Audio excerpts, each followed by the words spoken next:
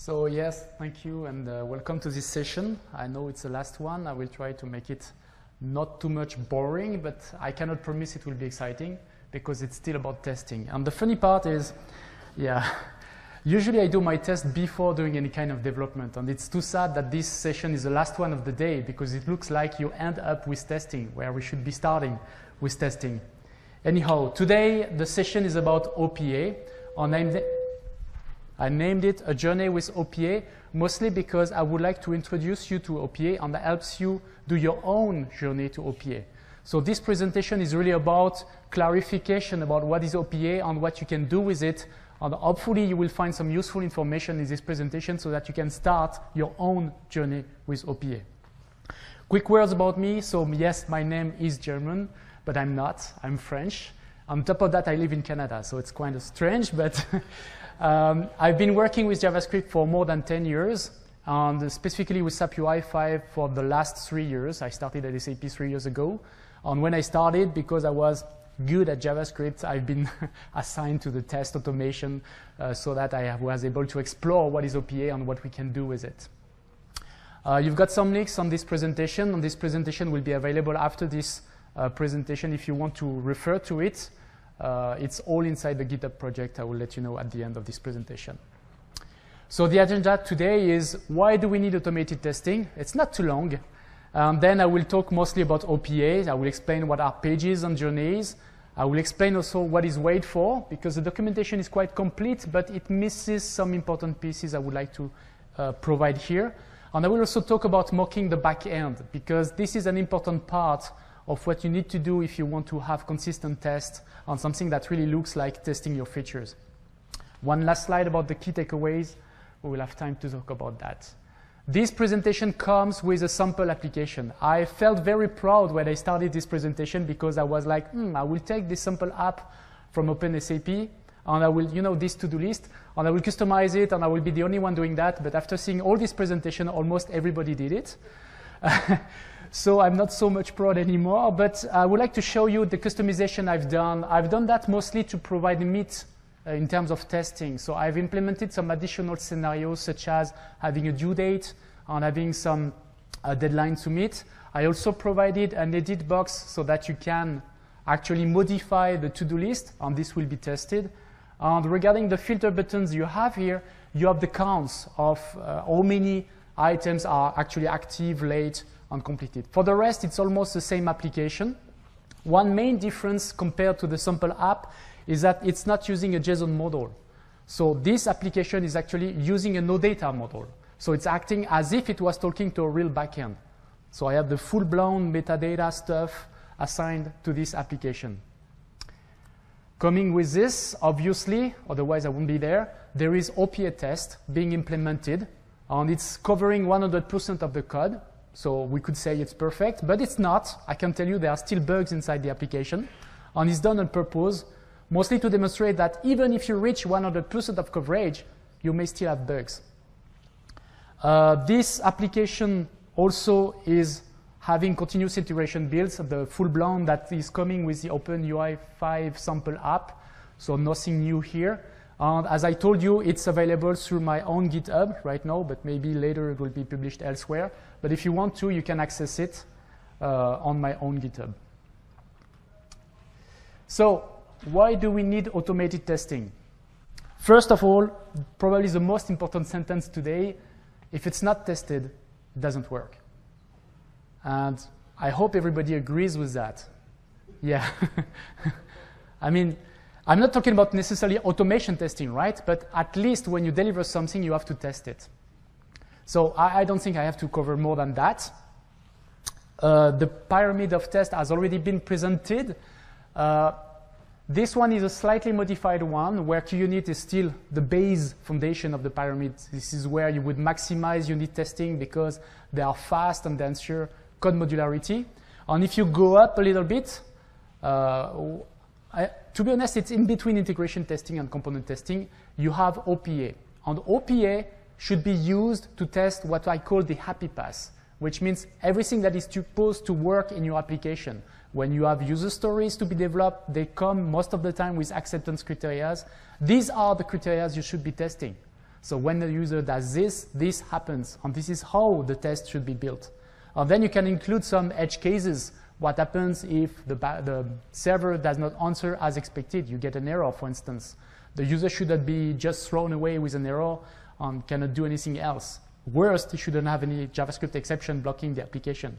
So you have to handle all these kind of scenarios also. And this can be done only with the full-blown application, just to verify that it works as expected. And this is where OPA can help you. So what is OPA?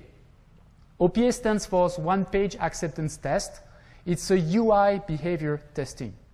I really insist on this UI behavior. It's JavaScript based, so I really like it.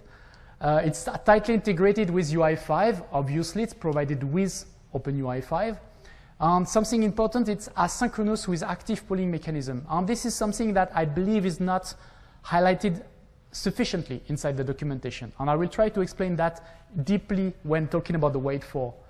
And also, because it contains abstraction, because it offers mechanism to abstract the UI, it enables test-driven development. So if you're into TDD, you can do TDD with OPA. And actually, we do TDD. For instance, whenever we have an incident, we first code the OPA test that reproduces the incident, and then we fix the problem, so that we make sure that any future version of the product will not have this problem anymore. If you compare OPA to other automation frameworks, if you know Selenium, Marionette, Puppeteer, these are framework agnostic. It means that you have to rely on the generated HTML to code your automation.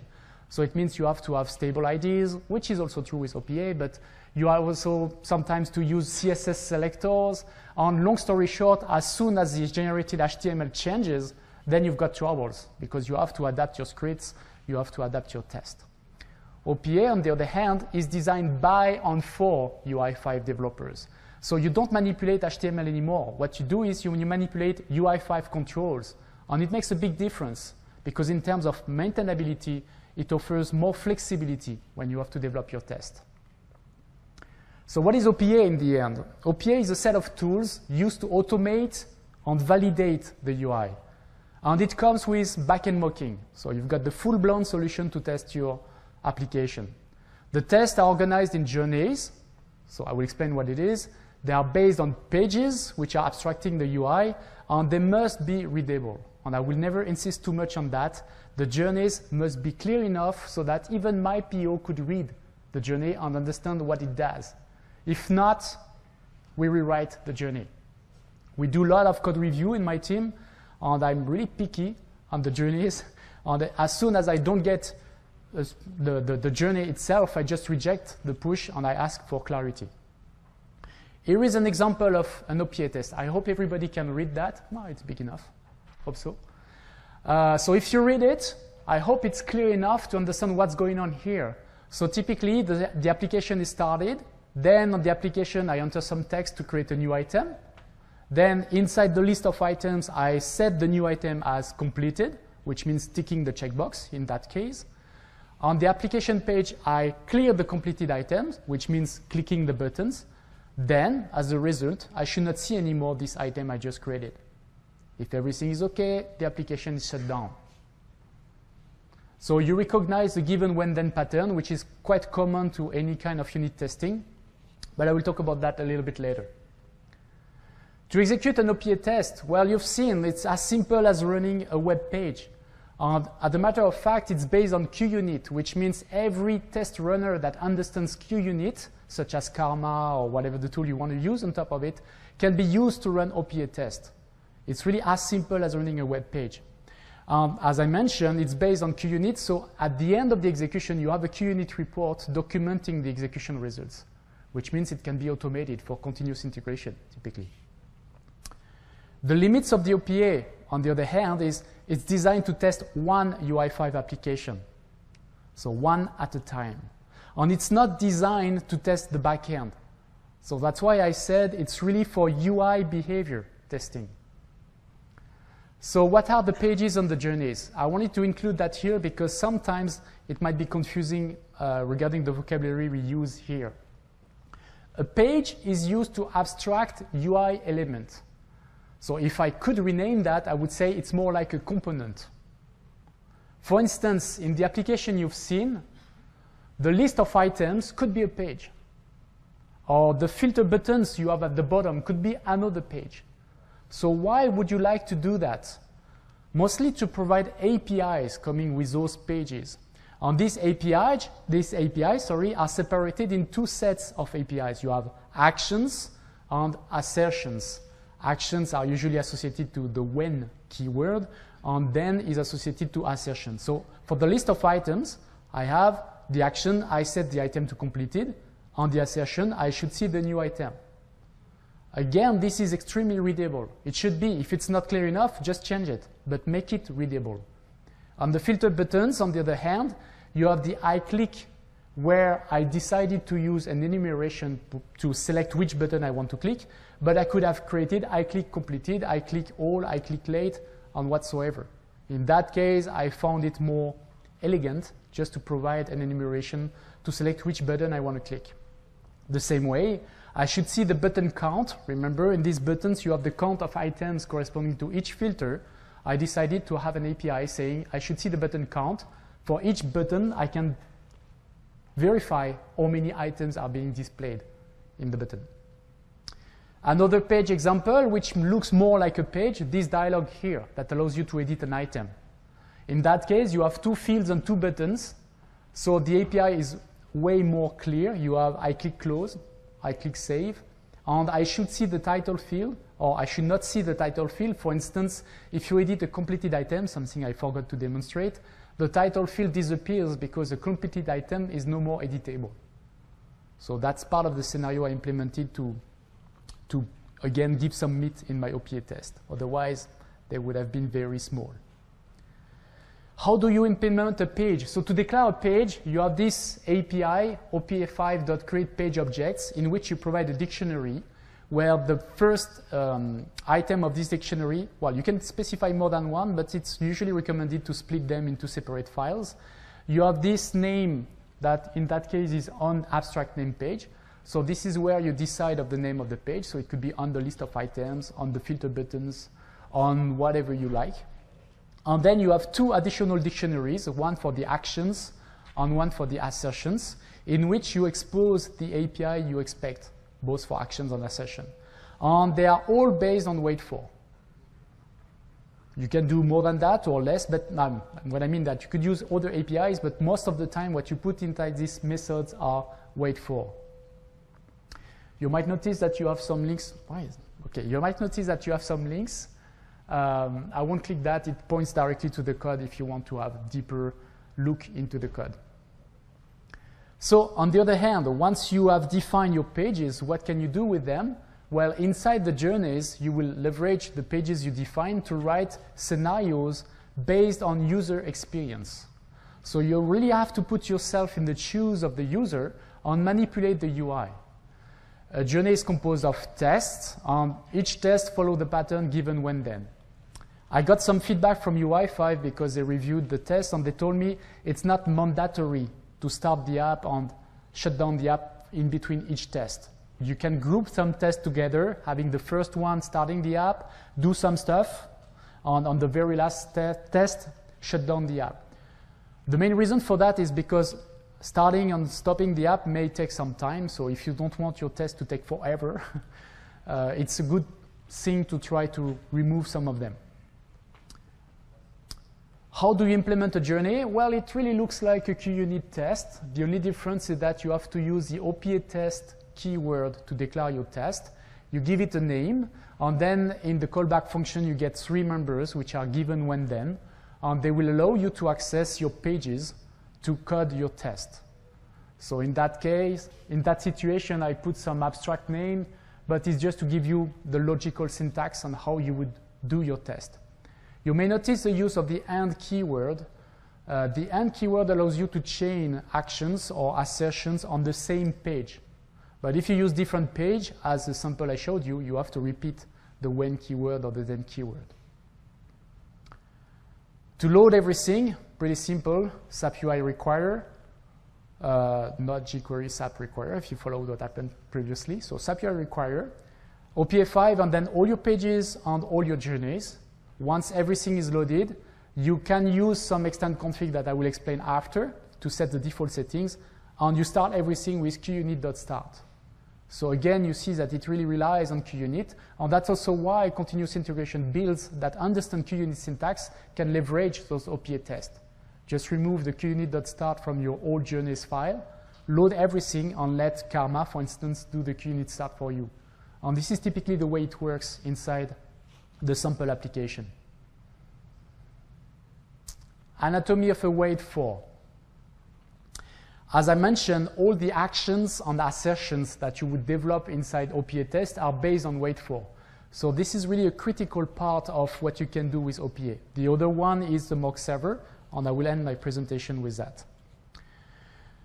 So waitFor is the main entry point to synchronize the test with the running application. I will never repeat myself enough on that. You need some synchronization points. If you remember what I showed you during the OPA test, oops, this one. If I refresh the view, you can see that you have an iframe here running in parallel of the qunit report. So it's as if you had two applications running together. So you need to have synchronization points. You need to wait for things to happen in the application before you can trigger some other things, right? And the waitFor is here to do that. Oops. So this waitFor API is used to locate controls, wait for a given state on these controls, and then maybe interact with them, either by querying some states or by interacting with them by pressing or entering some text. waitFor is asynchronous. Something that my team discovered the hard way is when you write such an OPA test, as a matter of fact, the application will start almost when you reach the end of the function, which means everything you see on the screen is executed almost immediately. Even if this test takes 2 minutes, it's run in one shot, and then the test starts. Why? It's because the waitFor API fills an execution queue, and the test ends only when this execution queue is empty or if it fails. So for instance, if you want to put a breakpoint in your test to look at the application and understand what's going on, don't just put a breakpoint on one of these when dot line.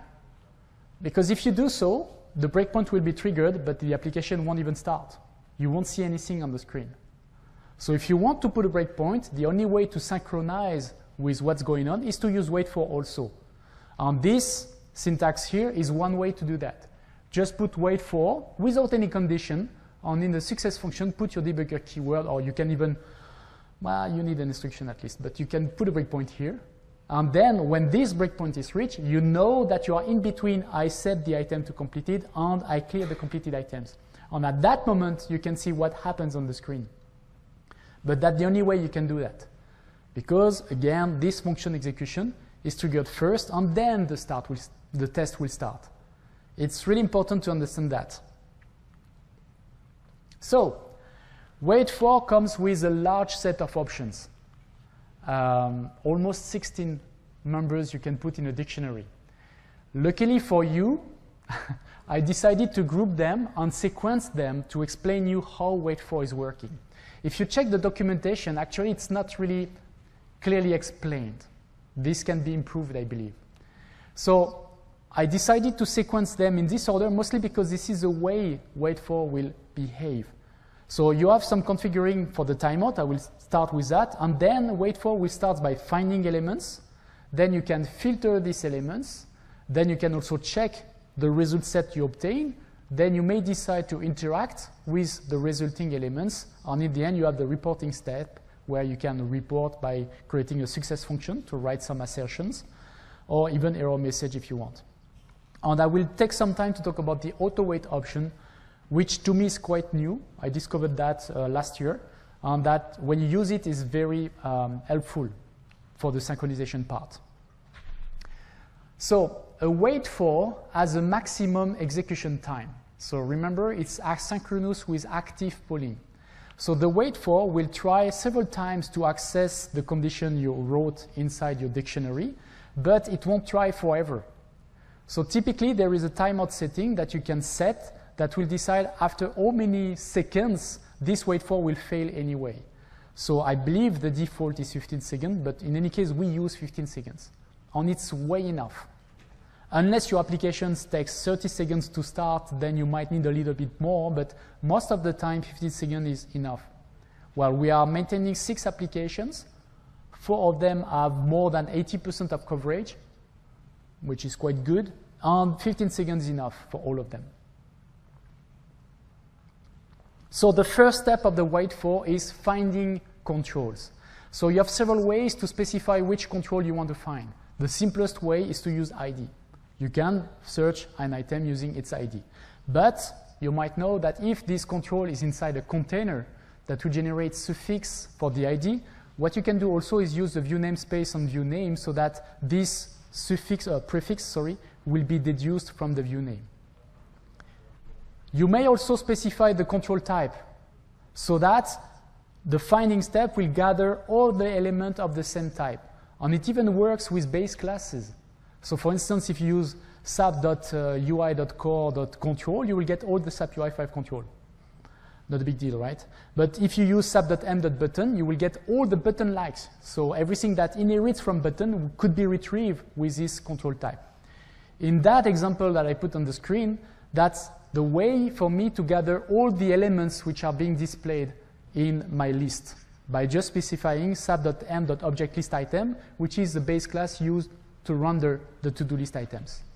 There is also this special option named Search Open Dialog that can be used to restrict the search to only the open dialog. Sadly, this cannot be combined with IDs or things like that. So the only combination you can do is with control type.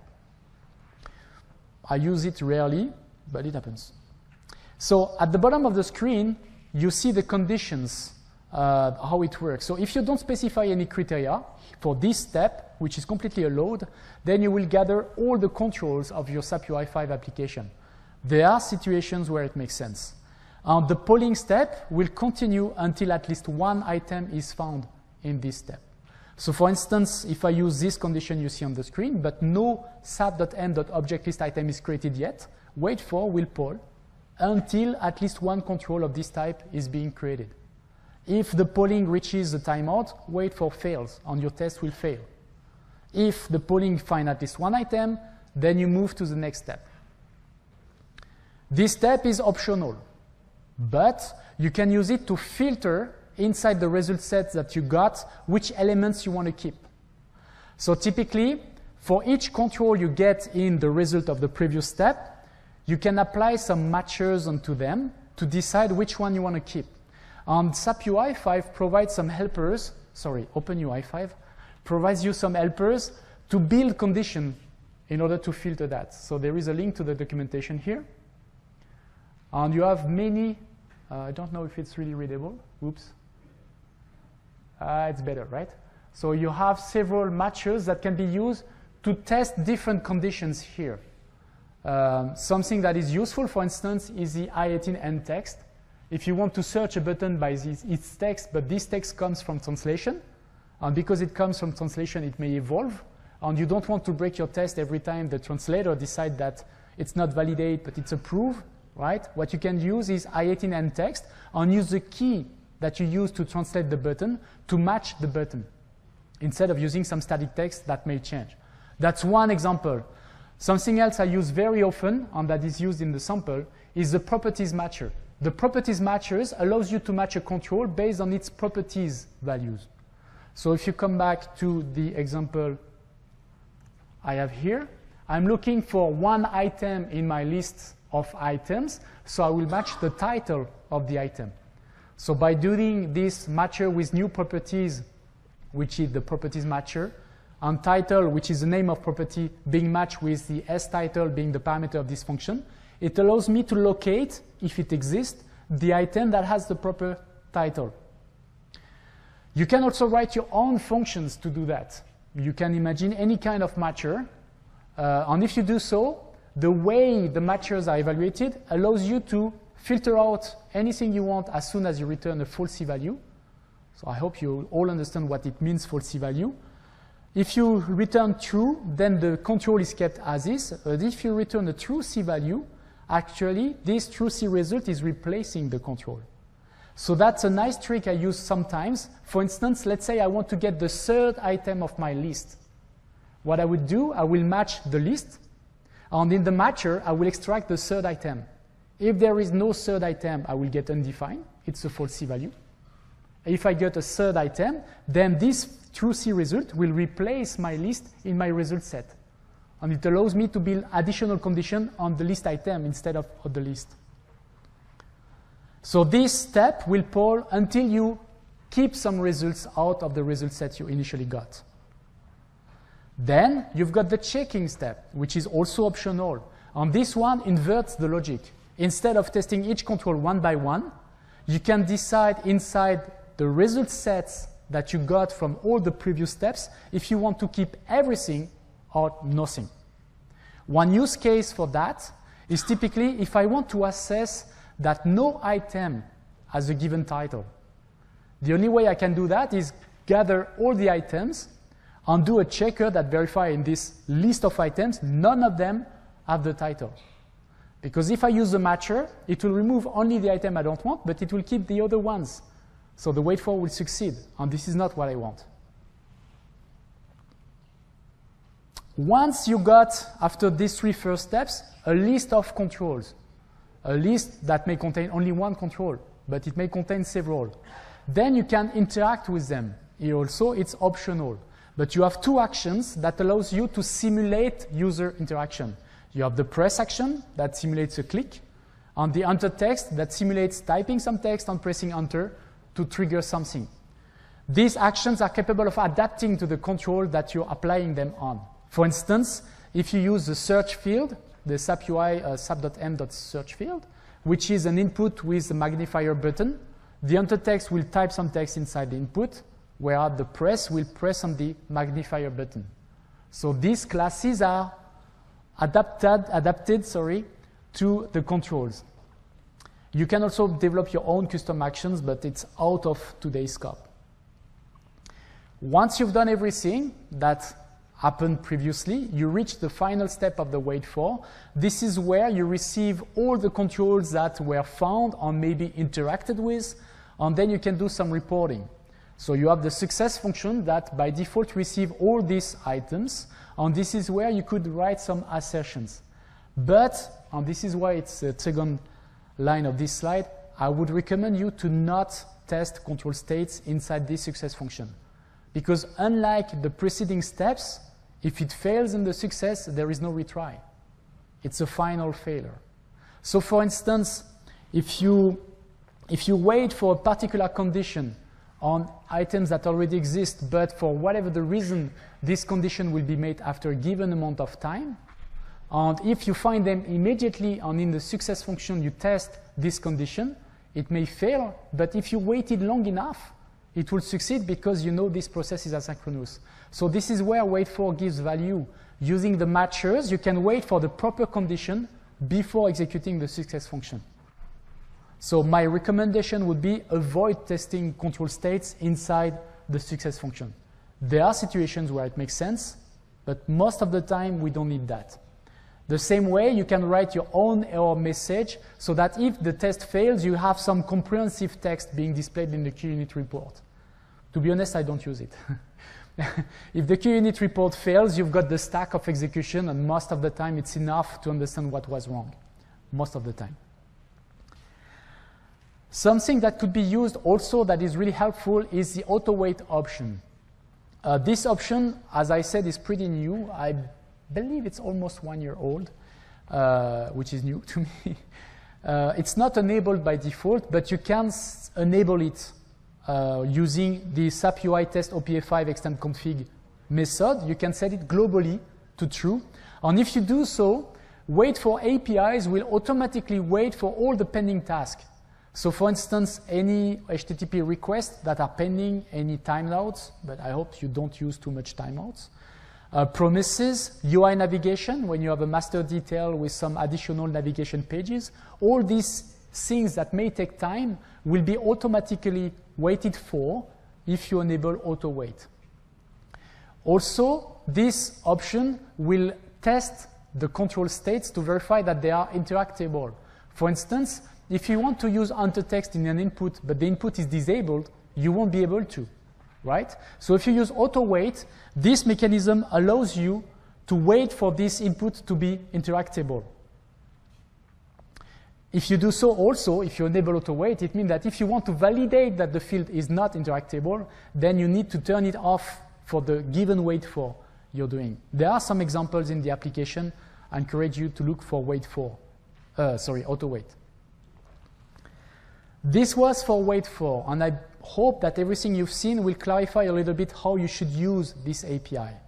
Now let's talk about the backend. When you develop some applications, most of the time, I hope so, they have a backend counterpart. And this application cannot run if it's not connected to it. So you have some OData requests, and you need to have someone to answer this OData request. But when you write your tests have to be considering a stable data set. Otherwise, you cannot just verify if an element exists if you don't really know if it's there.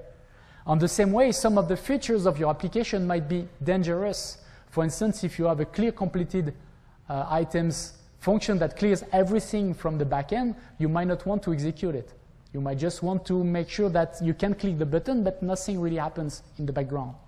And one recommendation that is not written, but I hope everybody understands, is I hope your application doesn't have any global in-testing flag, right? So the application should not be aware that it's running in test mode. Otherwise, you're like skewing the behavior. So the application should run as if it was running in the real production environment, and when you test it, there shouldn't be any exception because it's test mode. So the mock server can help you for that. The mock server is a software component that will plug itself in between everything that triggers HTTP request and before the native HTTP request handler, the famous XML HTTP request object of the browser. And what it does, it captures every single request, and the mock server will decide if it answers the request or if it let it go through. To take this decision, the mock server needs to be configured. And because we're talking about OData, the mock server requires the service document that specifies what the OData service offers. So it requires the metadata file, and also it requires some entities so that you can preload data inside the mock server database so that if you request some entities, you will get them out of the mock server instead of your backend. The mock server entities can also be manipulated programmatically. And this is something I really like, which means you can, at any time, when you do some test, you can add new entities to your mock server. So you're not forced to code lots of things inside your JSON file. You can also programmatically modify these entities, remove some, add some, and do almost whatever you want. I put here an example, which I hope will be helpful. Two remarks about this example. On purpose, I put the due date because it's a date field, and the format inside the mock server is quite special. So this is an explanation on how you could do, how you can inject some dates fields inside the mock server. And this metadata part is also important because it's used by the mock server to index those entries the right way. So long story short, if you need to understand this syntax, the simplest way I found is just use a JSON file, let the mock server loads them, and then get the mocked entities using the getEntitySetData and inspect the content to see what they contain, and you can simulate the key. You can even automate this key generation if needed. So by default, the mock server, what can it do? It can do almost everything the OData offers. So it can handle the batch request, which means it will transparently split the batch request into individual requests, execute them, get the results, consolidate them, and answer that. Obviously, it handles all the CRUD operations on entities. It supports query parameters, paging, filtering, sorting, almost everything you need. And it even resolves navigation properties, but only the first level. But there are ways to handle second, third, and any kind of levels. It's quite tricky, but you can do that. If you're interested, just send me a question. The only thing that is not supported is function imports. If you have any function import in your data service definition, a function import is just a name with parameters, so the mock server doesn't really know how to handle that. But luckily for you, you can also alter the mock server hooks. How does it work? A hook is typically an HTTP verb, a pass to match, so the OData API you want to match. You can use a regular expression, and you can even use capturing groups inside those regular expressions to have additional parameters to your response function. So this response function will decide what you want to do with this request. Example. In that case, when an item is created by the UI application, the UI just sends the title of the to-do item and the due date. But the entity on the backend side is supposed to have a completed flag as well as a completion date. And the entity to be complete, well, to be fully designed, needs those properties. So what we did in this response handler, we capture the request body, parse it, complete it with the missing fields, restringify it, replace it in the OXHR object simulating the XML HTTP request, and we return false at the end of the response function to let the mock server process the normal creation of the entity. By doing that, you've got a fully blown entity that is pushed in the OData, the entity storage of the mock server. But also, you can fully handle the request, and this is how you can implement your own function in ports just by implementing a response function that answers the request. So here there are some skipped code, but you can look into the sample application. You'll see it's, I wouldn't say it's pretty easy, but it's possible. And using the response method of the OXHR object, you can answer the request by simulating any kind of answer. And in the OPA scenarios I provide, I also test error cases. And to do that, I simulated some of the APIs. I overridden them to answer some errors so that I can test that whenever the application fails, the backend fails, the application behaves properly. The best example I have is this stop procrastinating task. If I try to complete it, an error is simulated. So if you're interested, you could look into the code to see how it works. Tips and tricks about the mock server. I have one slide left, so I'm on time. It doesn't need to be 100% compliant with the real backend. You don't need to simulate everything. That's not the purpose. I told you OPA is not supposedly used to mock or to test the backend. But what's good for you is that you can simulate almost any behavior you want. So it allows you to have your UI being tested with almost any kind of situation. In the sample app I provide, I show you, for instance, how you can initiate the application with an empty list, or with thousands of items if you want. So there are some URL parameters which are read by the mock server implementation, and that adds items, remove them, manipulate them. You can do almost whatever you want. The hooks that you define will be executed first. So the stack of hooks is a LIFO stack. So the last inserted will be executed first. So it allows you to override behaviors and decide when you override the behaviors if you want any way to have the mock server deal with the request or if you want to process it yourself. There are also two APIs which are events-based, attach before and attach after. I don't use them very often because they are like global. Any single request, you can intercept it with attach before or attach after. Before will be triggered before the request is being processed by the mock server, and after is after. So this gives you opportunity to mess with the request body and things like that. But I really don't use them very often. Takeaways. It was fast. If it's not tested, it doesn't work. And that's probably the biggest message I would like to transmit today. There are tools that allows you to test your UI application, and it's really worth the effort of doing that. OPA was designed to help you do that. It's used to automate and validate UI5 application. And in my opinion, it's the best tool because it allows you to interact with UI5 controls and not with HTML. It's asynchronous with active polling. That's why waitFor is required. And you can abstract your UI using pages. Once you got that, you can write journeys that should be readable. The mock server is here to simulate the backend and remove the backend from the OPA test execution. Again, you have this GitHub repository that you can access. If interested, I can give you the direct link, but it's github.com/Arnaud Buchholz/this name. That's all I have for today.